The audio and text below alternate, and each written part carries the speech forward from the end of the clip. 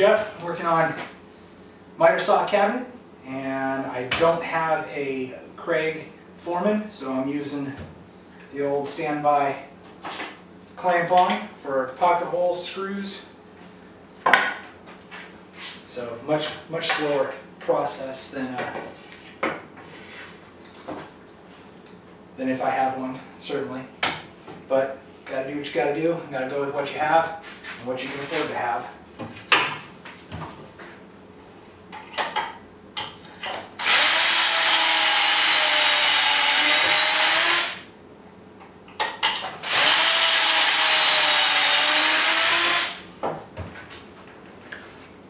So it works.